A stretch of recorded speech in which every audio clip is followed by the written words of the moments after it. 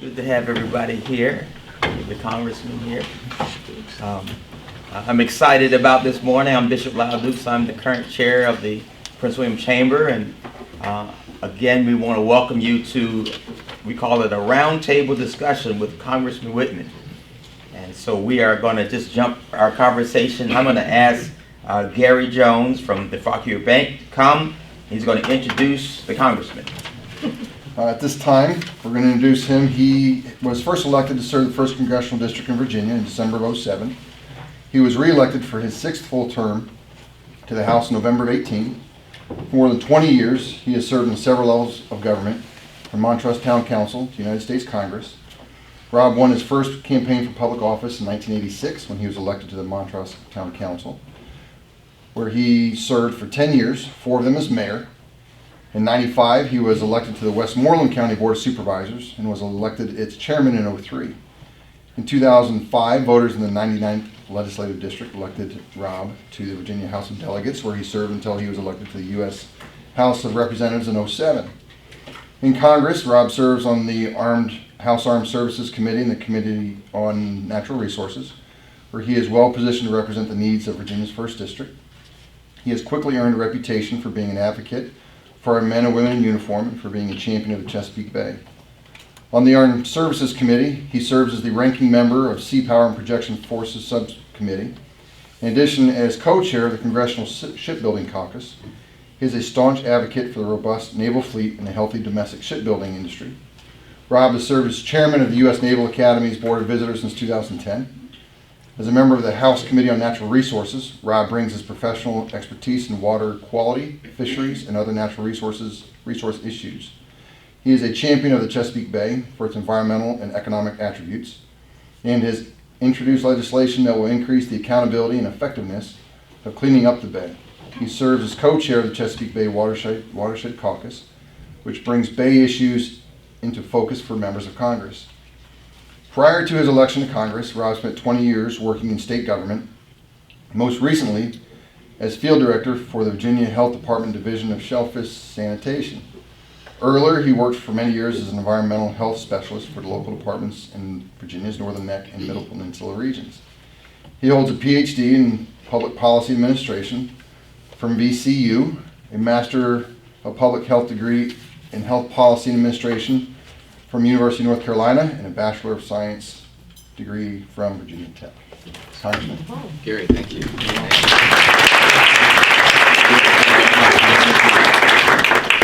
Folks, I'm going to get up from behind the podium and just stand here before you. Well, first of all, good morning. Good morning. Gosh, what an honor and privilege it is to be back here with the Chamber. I want to thank you all so much for the great job that you do in connecting different parts of our business community to decision makers and making sure that we hear and understand the thoughts and ideas and concerns that you have, because it informs the decisions that we make. And what I wanted to do is talk about some of the issues that are before Congress now, aside from what you hear in the headlines each and every day. I think as I talk to folks, obviously the element of impeachment is going to continue on, but what I hear from most folks is, what are the other elements of business that the nation is getting done? What is Congress getting done? What is happening there that gets the nuts and bolts business of the nation done each and every day? And there are a number of things that have to be done. First of all, let me start out with, I think, one of the most fundamental duties of Congress, and that is to get a budget done and get appropriations bills done. Those things need to be done on time. Unfortunately, yes.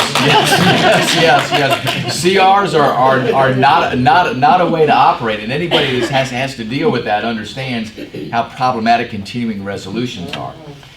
Here we are, unfortunately, again in another continuing resolution through November the 21st. We should have had all of this done prior to that time. We have all of this time ahead of time. This year, we finally did reach a 2-year budget deal. We should have stayed in Washington. There's this ridiculous, archaic process called August recess, where Congress goes home for 5 weeks. We know what we're facing. We know we have to get these appropriations bills done. Yet, everyone goes home, and then we come back with 13 legislating days left without any of the appropriations bills done, and then we're back into a continuing resolution. Now, the complicating factor this time is that Now we have a November 21st deadline for appropriations bills to be done before the expiration of this continuing resolution. I can tell you, with the amount of political division in Washington, it'll be a challenge to try to get that done. The unfortunate part about the whole deliberations on impeachment is everything grinds to a screeching halt, and the only thing that consumes every bit of oxygen in Washington, unfortunately, is impeachment. Yet there are other things that need to be done. So I'm hopeful that we get these appropriations bills done. Hope is not a strategy, though, so I know that we have to do more than just that, and that's why it's incumbent upon the appropriators, the Appropriations Committees, to actually get this work done. The Senate's been slow. The Senate is just finishing up their appropriations bills. They didn't even start this in earnest until right up to the deadline, which is the end of the fiscal year, September 30. So it doesn't make sense to me that we're waiting there until the last minute. Those things absolutely have to be done.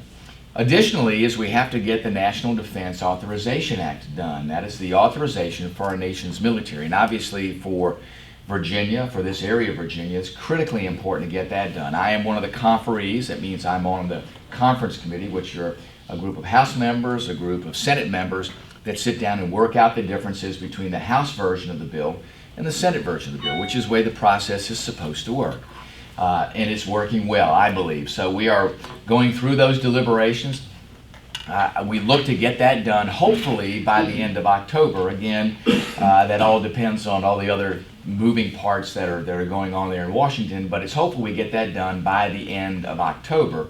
That's critical too, because that lays out the path for our nation's military and for what happens with appropriated dollars that come into the nation's military. And anybody that does business with the military knows that not having an authorization and working under a continuing resolution creates a number of different challenges. So we want to make sure that those things get done. Those are the critical elements of business that Congress, I believe, is sworn to do, and I'm hopeful that'll get done. The other areas that I think are critically important and things that we've done over the last 4 years now, continually throughout the district, is first of all our education system, specifically making sure that we have an education system that produces graduates that are ready for the jobs that are there today. And let me give you two numbers that I think ought to fully inform what happens at every level: federal level, state level, local level. As we speak today, 46% of college graduates are not working in the area in which they've received their degree. So that creates an imbalance there. So we have sometimes in some areas an oversupply of degrees and an undersupply of jobs. So then what happens in that situation? How do those individuals find employment? Second of all is of the jobs in the future. From today on, the jobs in the future, about 60% of those jobs will not require a 4-year degree, but they will require a certification or credential. To me, that is critical that we have within that realm a renewed emphasis on career and technical education. That I think is key. If you look at where we are today, look at our economy, looking at making sure we prepare our children for success, their path to success is going to be making sure that our school systems not just prepare them to score on a standardized test, but to make sure that they have the knowledge, skills, and abilities for the jobs that are out there. And I think that that is absolutely critically important. Great example is right here in Prince William County. If you look at what's happening at Micron, massive expansion at Micron. It's great. They're building additional foundry capacity. Remember, Micron is the only producer of semiconductors in the entire United States, and they're expanding here in Prince William County. Great news. I want to see them do even more. The neat thing about it is they're working with the school system here, and many of their technicians there do not require a 4-year degree, but they require enhanced education to make sure that they come there with the basic skills and they teach them how to work within that foundry. They've done a great job with Prince William County schools to make sure that graduates from Prince William County schools are ready to go to work at Micron. The neat thing about it is you can go to Micron, you can start one of those jobs, you can continue to gain skills, and Micron then will pay you to go back to school if you want to pursue a 2-year degree or a 4-year degree. So again, great segue to be able to get into that. Another great economic opportunity, the expansion that's taking place at Micron is specifically for the semiconductors, the microelectronics, that will go into vehicles of the future. That's going to be one of the largest expanding demands for semiconductors. And we all know, I drive a little Toyota Corolla, and you would think a Corolla wouldn't have a bunch of advanced technology in it. But I can tell you, when I put the cruise control on, it has an optic eye that looks ahead of me. And if the vehicle gets too close to the vehicle in front of me, it applies the brakes. If I'm driving down the road and my tire touches the white line, the vehicle steers me back to the middle of the road. Now, you know, when I first started that, it was a little bit spooky as the vehicle kind of takes things over. But after a while, I've gotten used to it. But that's just the beginning of what's going to happen with our automobile. So Micron's at the very, very forefront of that. Another element that's critical that will be another expanding demand is what's called a trusted source of microelectronics. Trusted source means this. It means that the semiconductors that are in critical hardware for the United States, whether it's the military, whether it's communications, comes from a place that we trust will not have other technology in the chip or will have problems with the chip that could cause security issues for the United States. And we all know that the largest producer today of communications technology are Chinese companies. Chinese companies like Huawei, Chinese companies like ZTE. And I can tell you this, folks, China is not our friend. The Chinese are ruthless and relentless. That hardware that goes into building these new 5G systems is not hardware that we want built in China. It is not going to be to our, we'll call it strategic or economic advantage to have that. We want those microelectronics, those semiconductors produced here in the United States. We want those systems, that hardware produced in the United States for a variety of reasons. The economic reason is one of them, but I would say at the top of the list is a strategic reason to make sure that those systems are produced here in the United States. The good news is that we're in the process of working to make sure that Micron is one of those trusted sources of producing those semiconductors for communication systems, for national security systems, to make sure that we preserve what is valuable to the United States. Let me tell you one of the reasons that China is so interested in getting their hardware and communication systems around the world. Folks, the most valuable commodity today, tomorrow, next week, next year, next decade, next century is data. Everything that we do each and every day is data driven. When you pick up your cell phone, there are thousands of bits of data that go out every day. And that information gets picked up and it tells a story about each and every one of us. And it tells a very distinct story about each and every one of us, but it also tells a story about our businesses.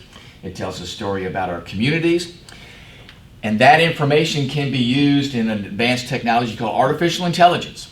When you take all that data and you put it together, it's amazing then what that artificial intelligence can do with that data. So data becomes the element of not just commerce in the future, but of power in the future. That's why the Chinese today are working with everything they have to vacuum up every single shred of data that they can get.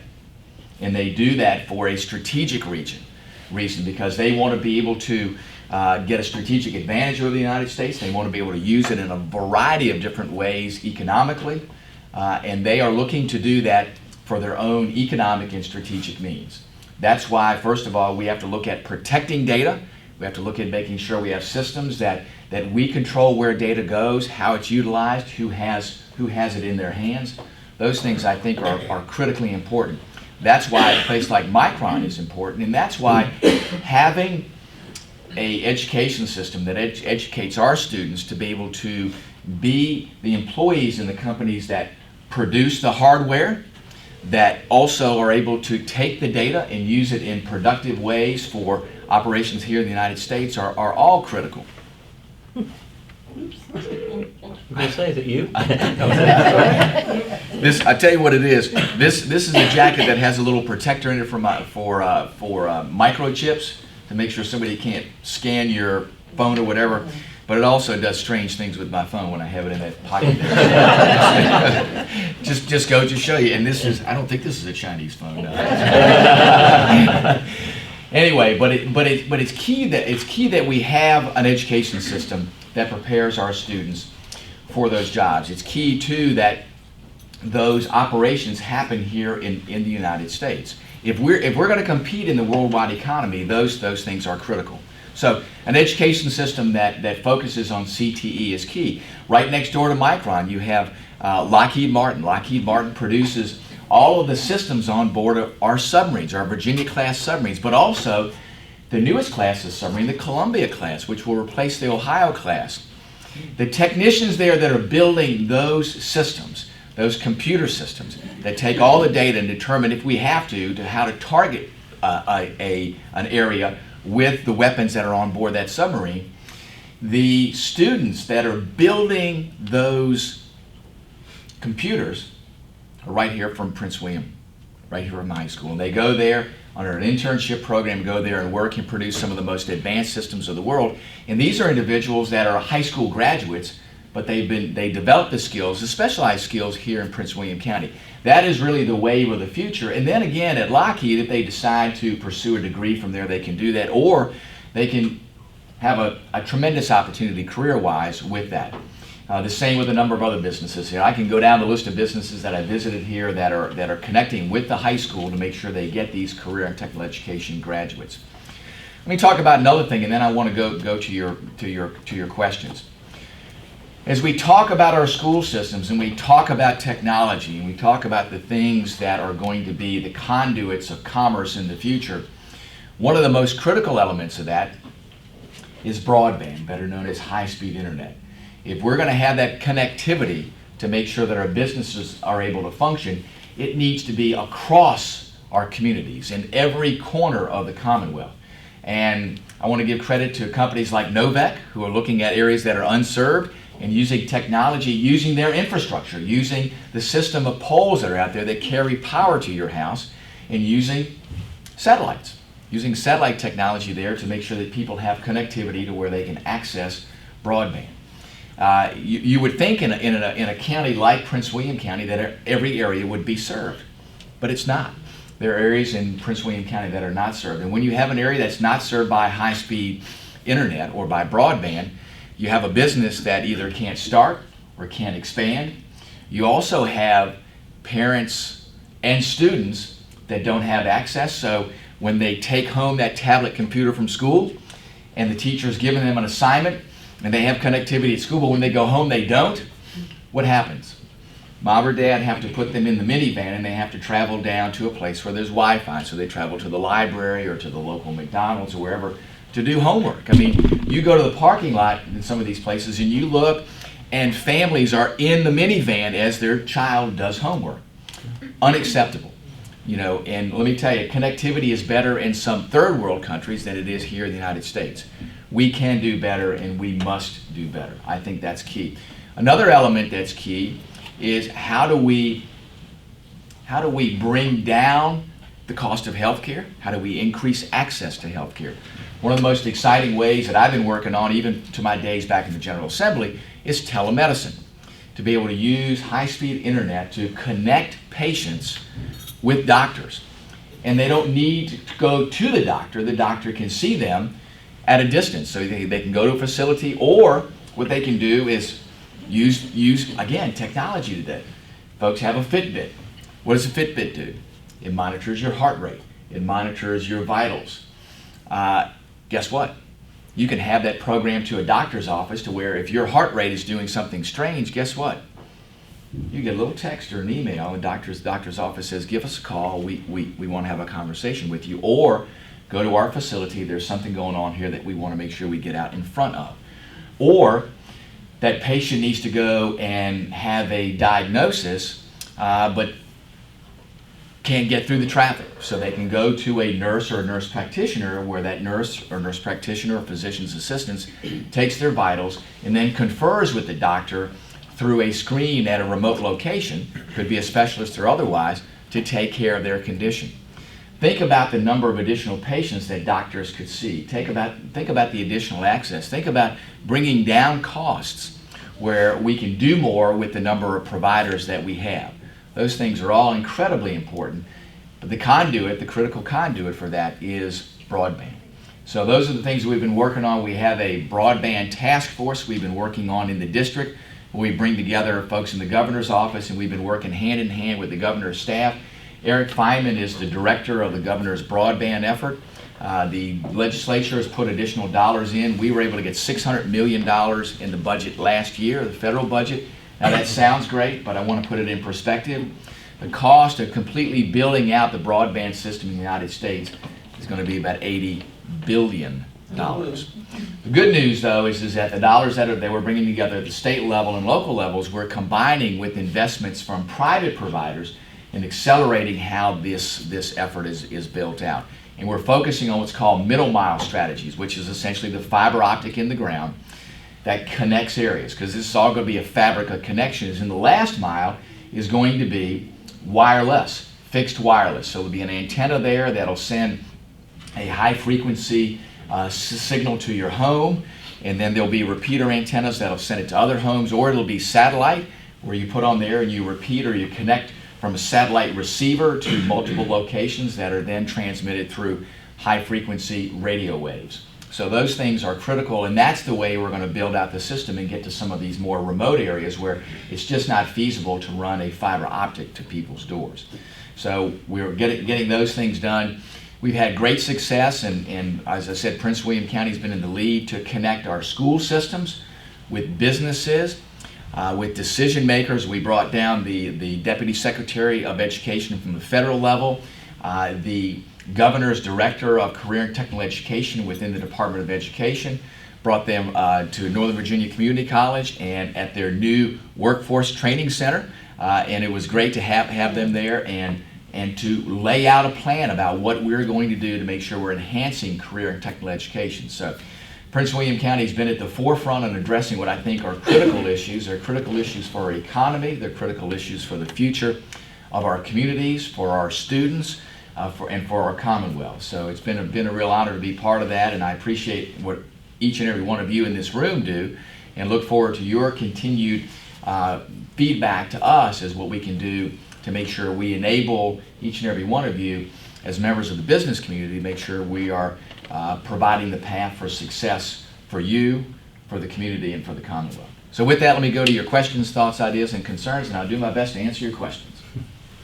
Yes, please. Yes. Could you give us a flavor of how life is different for you, going from the majority and a subcommittee chairman to the minority from an organizational, operational standpoint in the House? Sure. Well, I believe being a legislator is about relationships, and going back to my days, town council, board of supervisors, it's all about establishing relationships to get things done. And it's a little more difficult in the minority because the majority controls which bills go before committee, which bills go to the House floor. But the basics of legislating are still the same.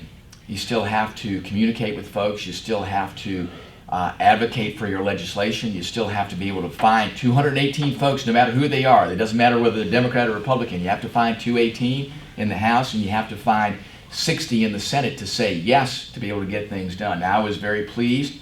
We had a very good week last week. I was able to get 3 of my bills out of the Natural Resources Committee, and they all passed unanimously.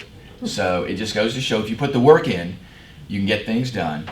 It is a little more difficult because there are different things that you have to navigate when you're not in the majority. But again, it boils down to making sure that you are focused on the legislation and finding as many folks as possible to get those things through. What can we do to help the contractors, government contractors, who are not getting paid during that time? I mean, it can be financially devastating. That's a great point. Senator Kane, Senator Warner, and myself put a bill in to make sure that in the aftermath of the last shutdown, Right. that contractors got paid. Unfortunately, it got pulled out in the final budget agreement. Yeah. But I think it's critical because, as you said, things that get forgotten is the work that you are not paid to do, that you never get those dollars back. When government reopens, you're still expected to get that work done, yet you're having to keep people on the payroll and essentially pay them, and the agencies tell you stop work, can't do anything else. So what we're trying to find is a path forward. What I'm doing on the House side, what Senator Warner and Senator Kaine are doing on the Senate side, is to really work in concert. Several things I think have to happen. First of all is it is so illogical during a shutdown as to how things unfold. Think about this. You have a federal workforce where some people are determined to be essential and some people are determined to be non-essential. And I get a big question when that happens is people say, well, why do we have non-essential employees? How many businesses here have non-essential employees? I mean, it's ridiculously idiotic to even have that label. So here's what I've said is that first of all employees are essential. Second of all is when you have a shutdown, it should be about Congress getting the job done, not about stopping government from getting the job done. So I have a bill in that says this: if there is a shutdown, just like with a CR, we will take dollars in the salary categories and set that aside. So salaries will continue. So people will continue to go to work, essential and non-essential, and get the job done. What will be reversed is the illogical element, and that is during the shutdown, some of the federal employees have to go to work. And by the way, they're not paid while they're going to work. They're being told you got to show up and go to work. They're not being paid. Now, we do make sure they get paid afterwards. But think about this. They get paid, and the non-essential employees that didn't have to go to work also get paid. So there's a lot of animosity that gets created in the workplace when some get paid and some don't. But everybody, during that time has to go to work, and then in the end, everybody gets a paycheck. That's not fair. But what I've looked at is to say, how do we stop that? Because during a shutdown, you have some employees that aren't going to work, some that do. Members of Congress do not go to work. Now, we keep our offices open, and I continue to go to work, but you're not required to. So some members don't. They just close down their offices. And guess who continues to get paid?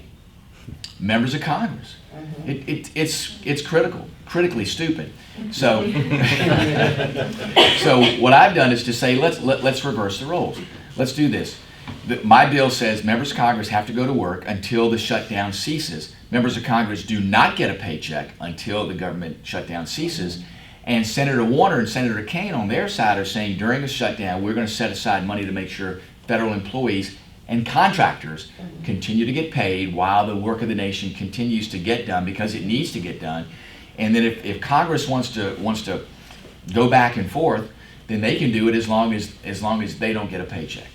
And that way we are minimizing the harmful impact of these shutdowns. I think that's one way to do it. And to get Congress's attention, I can tell you this: I believe that if you withhold members of Congress's paychecks, I think you'll see an awful lot of bipartisanship break out. Yes. So. Yeah, that's and thinking about this coming Thanksgiving, we're going to have turkeys. I'm going to have a picture of a turkey. That's right. That's right. Well, I hope that things get done. Now, the one concern that I have is a long-term CR that could be put in place, and that's going to be tremendously harmful to our military. And as you know, long-term CRs are not good for contractors either, because it kind of puts things in suspended animation, and people are afraid to push money out the door, especially for any type of new project. So if you have just received an award for a job and you're facing a CR, sometimes what happens is that money just gets held back. The problem is the agencies continue to go to you and say, you need to be ready to do the work, and then your challenge is how do I keep my employees on that I need to do the work whenever the green light comes on and says go ahead and get it done.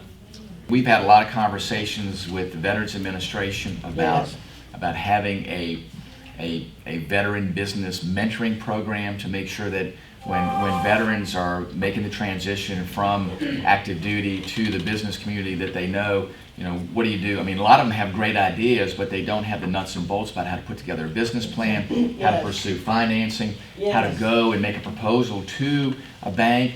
And banks lend in certain ways they don't. So if you need money for inventory, that's different than needing money to build a building or to rent a building. So I think as they look at all those elements, veterans need to know the differences there, and a mentoring program or at least a business 101, so they know how to write a business plan, how to get those things done is key. So we've been working with the VA to make sure that veterans have that one-stop shop. I like for them to be able to go to one place and say, okay, how do I get all these different questions answered, and how do I make sure that I'm prepared when I jump in and I put that sign out there and say my business is open? How do I make sure that I'm prepared for success? And then another thing too is for those veterans and for other companies that want to be able to serve veterans, I always encourage them, and the VA I think does a good job of this in making sure that companies look about how they can access being able to recruit veterans. Many times businesses will go, well listen, I want to hire veterans, I put this out there to say that I'm focused on wanting to hire veterans, but there's sometimes a difficulty in reaching or being able to communicate with veterans to say, hey, here are the jobs that we have, here's where we'd like to put you in our business, and here's where we think your skills will fit for our business. So another thing we have to do too is to make sure there's a better connection with businesses and jobs for veterans out there also. Yeah, I totally agree. Our company is we're small, but this year we're doing a veterans calendar that will come out in 2020, and a portion of that is going to go to support a veterans retreat in Haymarket, and the other portion of it, we're going to raise a minimum of $20,000, and the other portion of it will go to grants for veteran-owned companies. So, you know, I guess the demonstration is for me is a small business. What can I do? I can't do big things, but I can do something small. Sure. Yeah.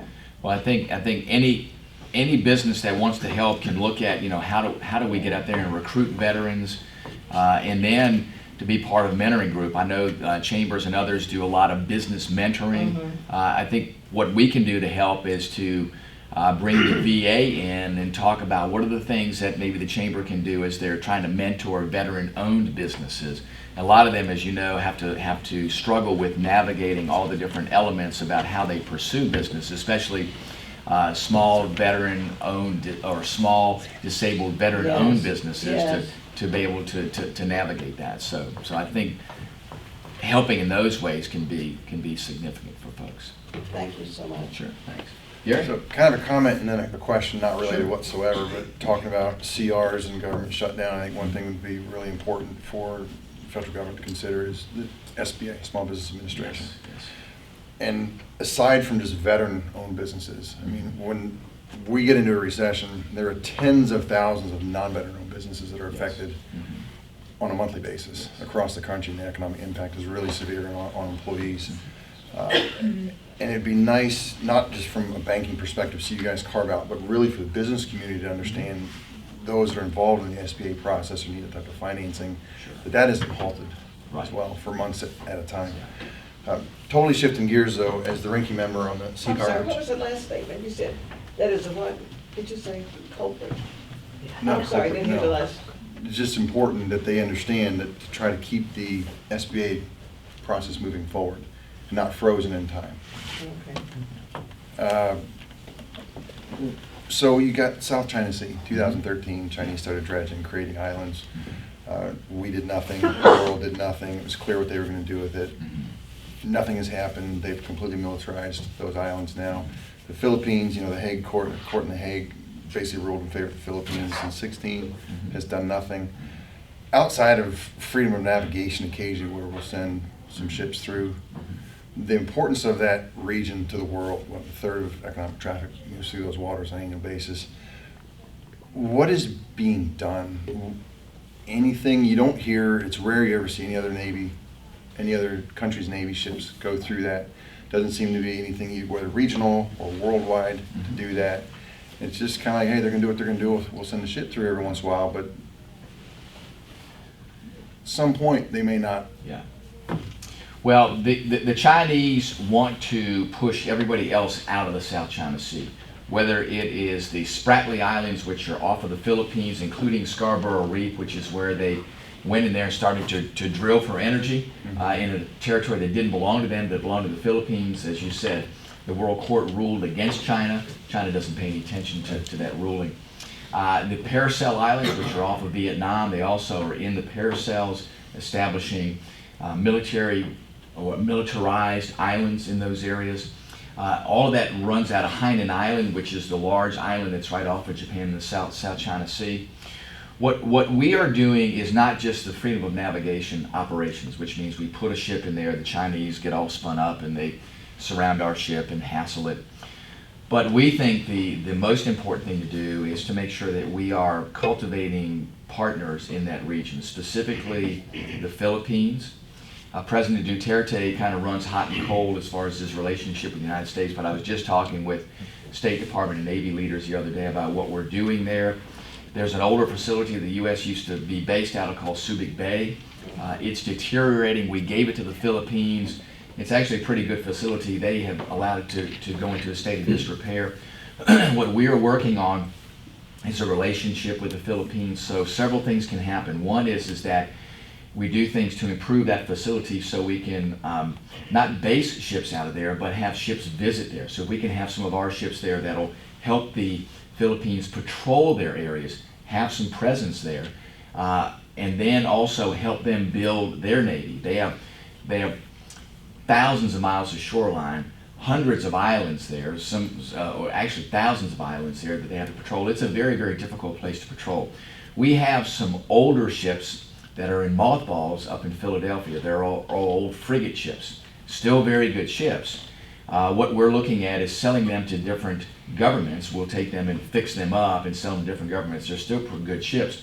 The Philippines is one of those governments on the list to have a ship for them to be able to help patrol their areas, to kind of give some presence there to let Chinese know they're going to be on issue. It's not just the Chinese doing the economic development, but it's Chinese fishing vessels coming in, fishing in international waters, many times illegally.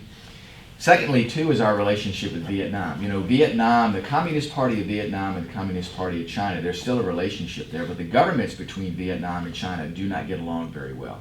It's a great opportunity there for the United States. We're building that relationship with Vietnam to make sure that they understand that China's not always going to be their friend. And what Chinese are doing in the Paracel Islands is actually against Vietnam's interest. So we are working on building that relationship, both an economic relationship. The key for Vietnam is to get a trade agreement. If we can empower Vietnam economically, they are at the same place that South Korea was 25 years ago. And trade agreements that South Korea pursued allowed their economy to boom. We think the same thing is potentially there in Vietnam. So the key for us to be able to put pressure on the Chinese is a strategic agreement with the Philippines and then an economic trade agreement with Vietnam. I think doing those things greatly enhances our ability in that region to influence. Another area that's critical, it's not right in Southeast Asia, but affects that area, is instead of calling that area the Pacific region, it's actually the Indo-Pacific region, because India is a big player in that region. China's specifically trying to isolate India. I've gone over there and visited several times. I've had some great meetings with President Modi, and they want a stronger economic relationship with the United States. Now, they'll never be an ally, a formal ally, but they can be a strong partner. They are rebuilding their Navy. We are rebuilding our Navy. They want to have some more joint agreements as far as how they operate in the region to where we jointly operate. So those are another great area of opportunity for us to push the Chinese out of the areas that they're trying to operate. The Chinese aren't only trying to enhance their operations in the South China Sea. They want to have a worldwide presence. So as you know, they've opened up a number of Navy facilities around in Karachi. They've opened up a naval facility, which really puts the Indians on edge.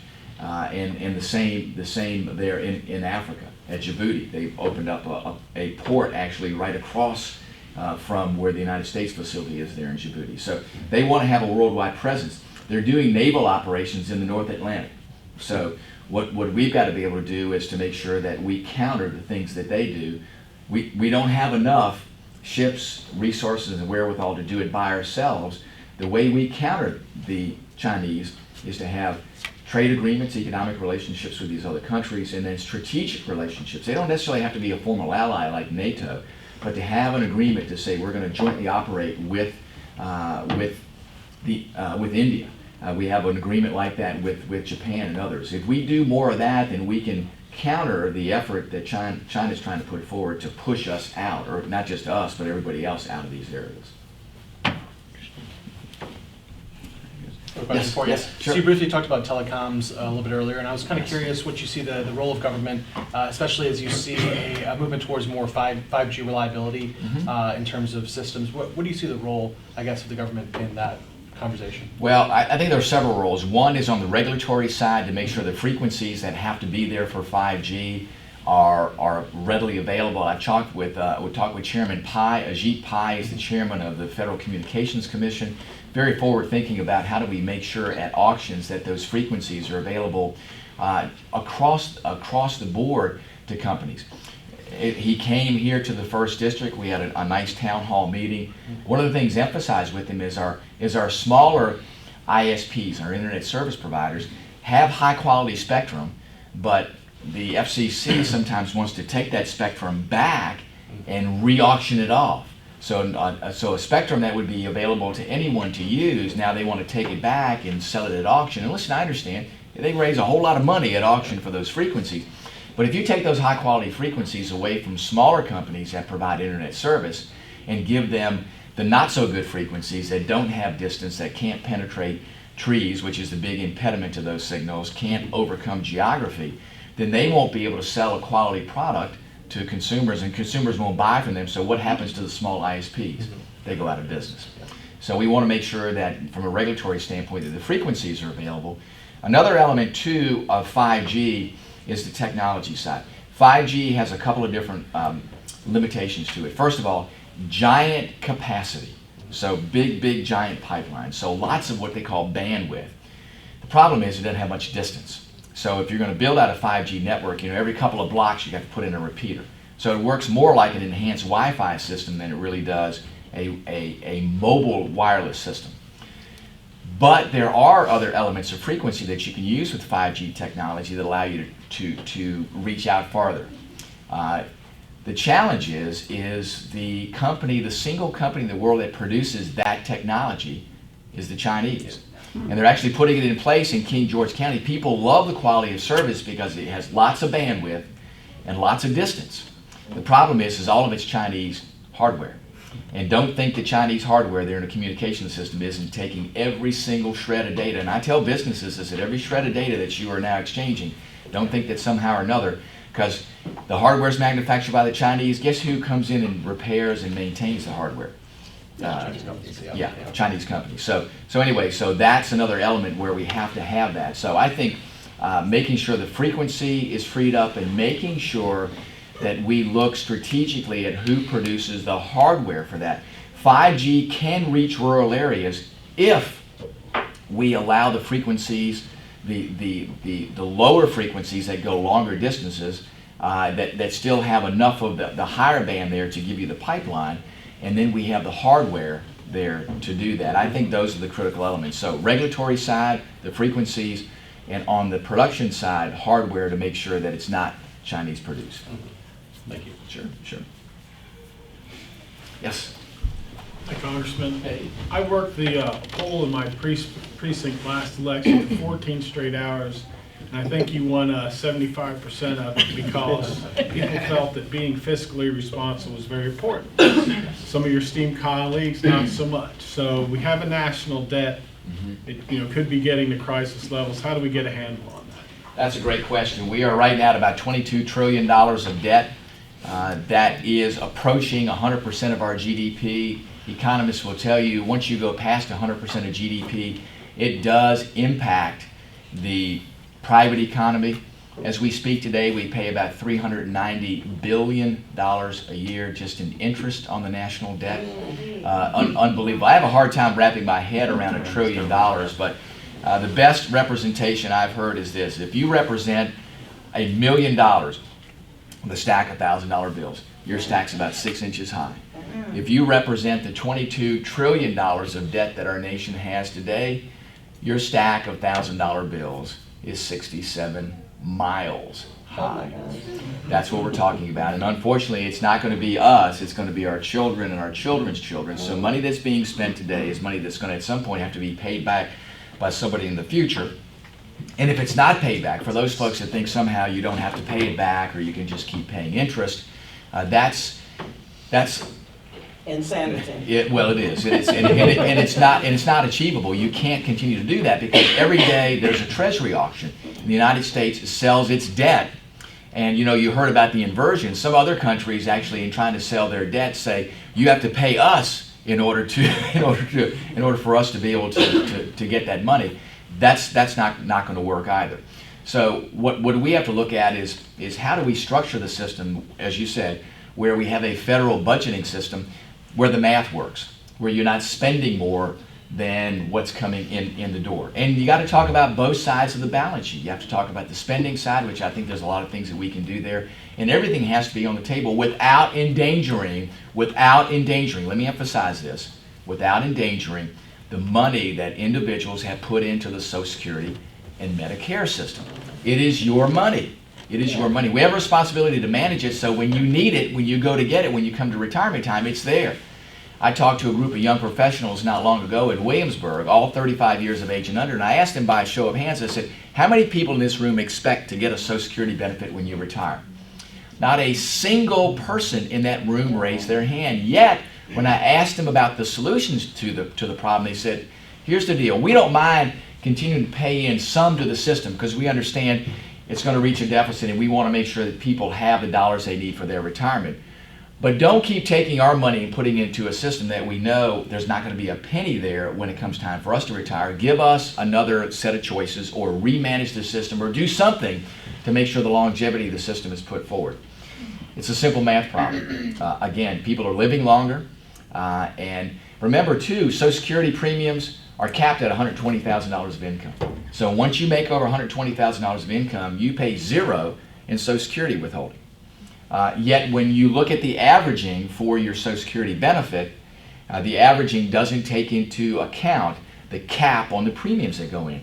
So make it a simple math problem. You have to manage Social Security as a defined contribution program, not as a defined benefit program. And because in a defined benefit program, you are relying on other people paying in to pay for people collecting today. And that math problem doesn't continue to work. 1932, Social Security was put in place. There were 30 people paying in for every one person collecting a benefit. Life expectancy was 68 years of age. You were eligible for Social Security at 65. Today, as we speak, there are 2 people paying in for every one person collecting a benefit.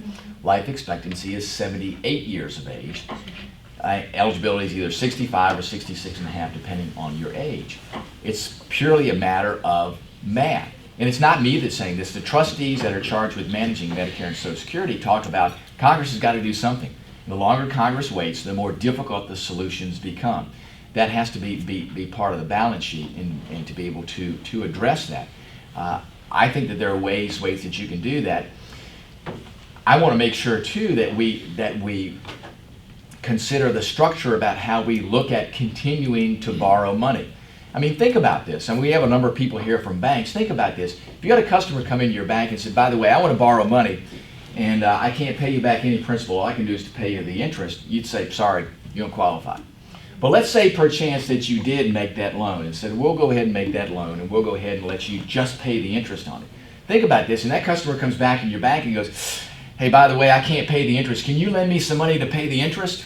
I mean, it's beyond imagination, yet that's how our federal government works.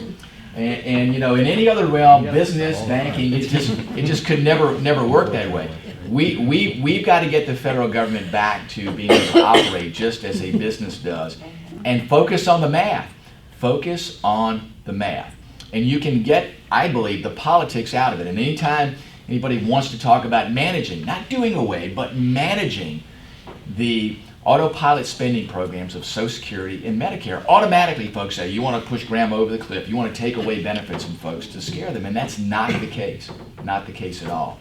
But we have to be able to have an adult conversation about all of those things because it's simply and straightforward a question of financial management.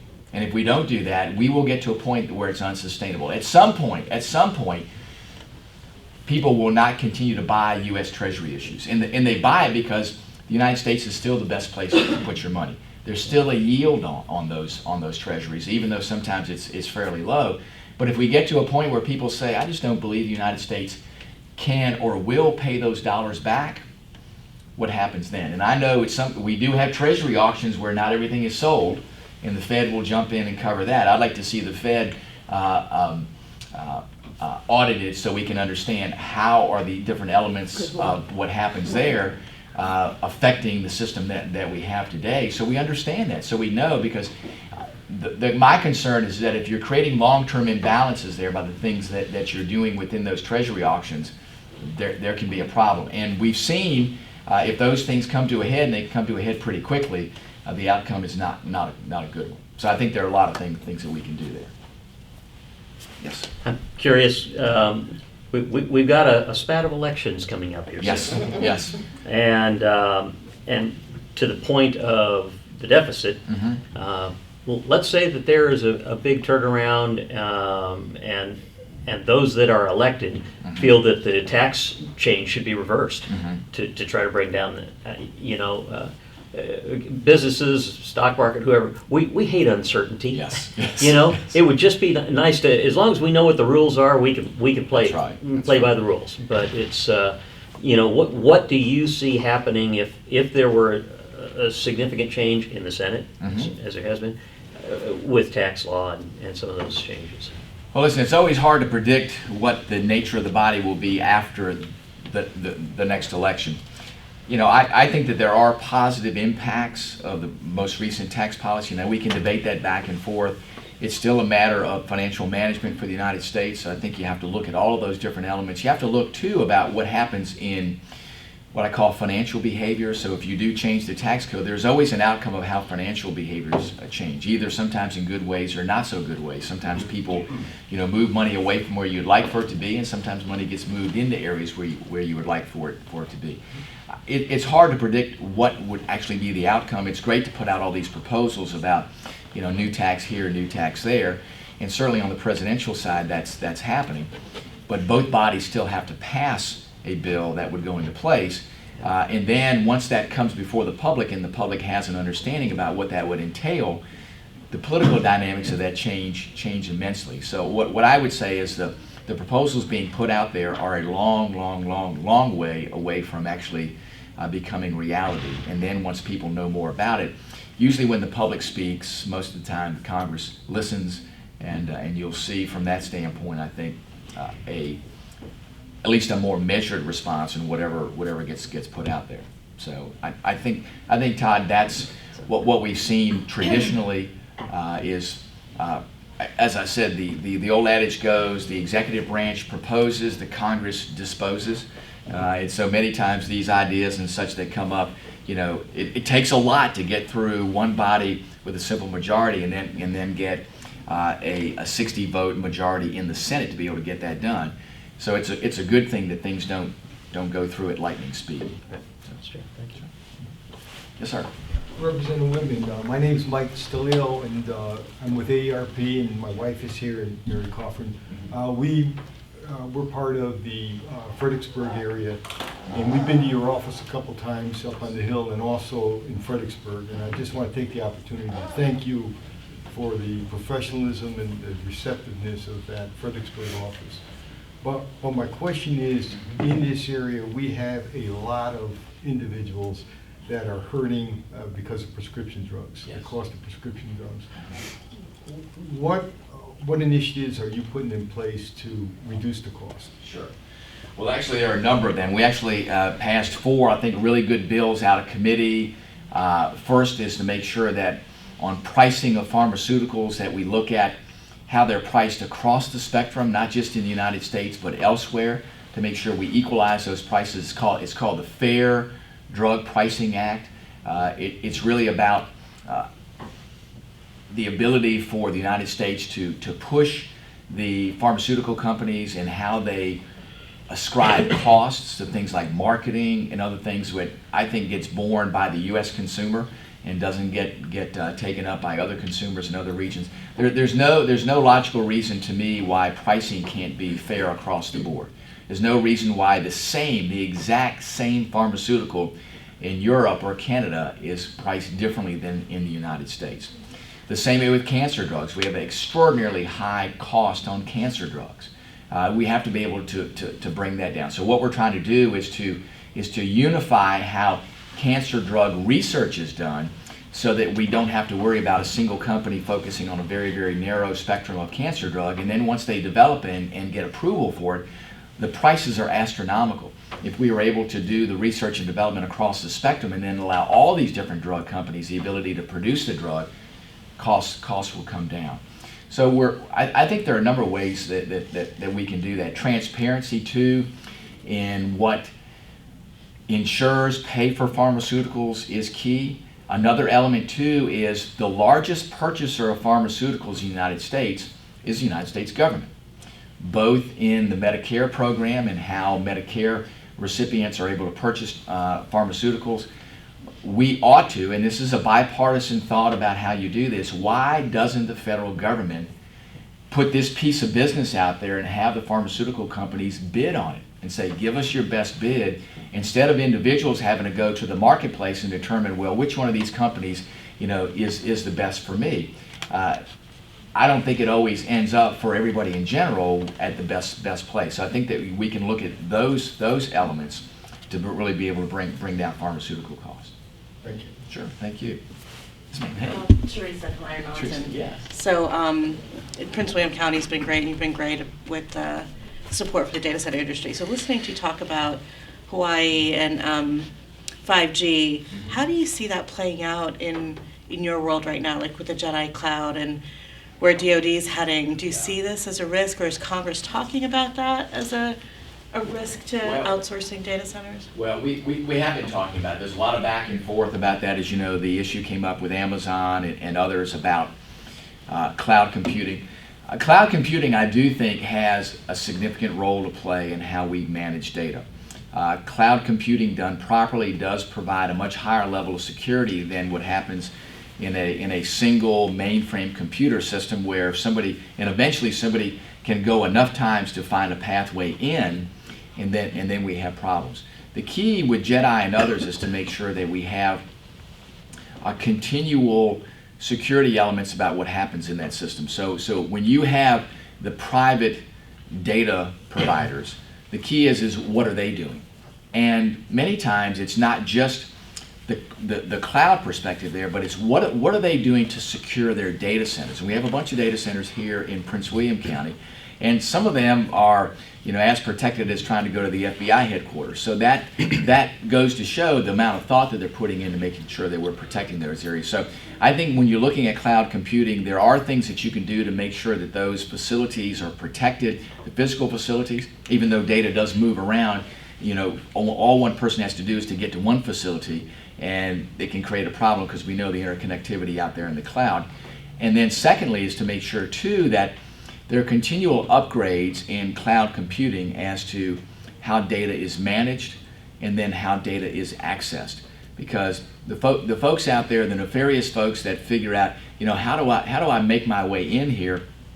There's some, and I can't talk a lot about it because we get the security briefs on that, but there are some pretty imaginative ways that others are thinking about to be able to get into the cloud, and not just to gather critical information there, but themselves to be kind of floating around in the cloud. And as they're floating around, as you know, data's going in 5 million different directions, is they have a little filter there, and they're looking at it and saying, I want to catch specific little pieces of data, and while they may not today collect something that is significant, and while they may not next week, as they continue to collect this in that little net, have something that's significant, but it may be next year or the year after, where they finally get enough little bits and pieces in their net to where they can go, okay, now we see something going on. So we have to be mindful of some of the things that are happening there too, because let me tell you, our adversaries are pretty ingenious about thinking of ways to exploit what we do. The cloud is very, very powerful in being able to protect data because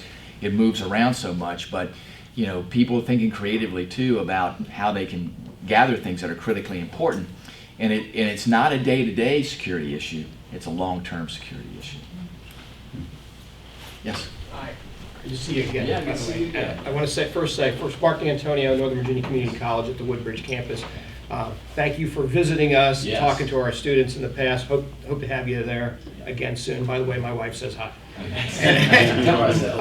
My campus is located by the Wegmans on the Route 1 area. We're in sort of we characterize it as an island of disadvantage. We have a lower income level there, and so our students are disproportionately dependent on student loans. My boss, Dr. Hill, we're constantly having these meetings about that and about how we can help students. Financial aid's a complicated thing. I don't know if there are any experts in this room. I'm certainly not one. But what I'm concerned about is, being all the things you spoke about, the South China Sea, the military, 5G, and all these other things that are very important and deserve expenditures by the U.S. government, is the government going to be able to maintain its commitment to provide or guarantee loans for students, particularly students that go to schools like mine, where they're very fortunate to meet a congressman, okay, and they're very fortunate to get a chance to go in there and get started.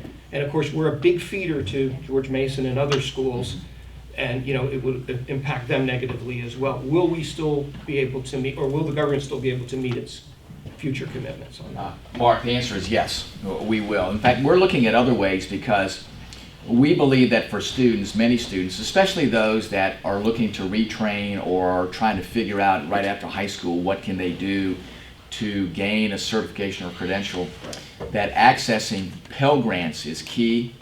Today as we speak, Pell Grants, which is the largest source of grants for students, is limited to somebody that's pursuing a 2-year degree or a 4-year degree.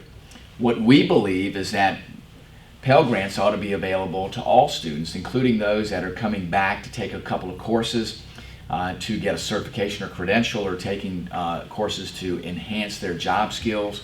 We think that those things are very important. I have a bill in called the Propel Act that says that those students will have those dollars available. If you're a veteran and you're getting assistance under the 9/11 GI Bill, you can go and take a course that's non-degree related. You can go and take a set of courses that get you a certification or credential.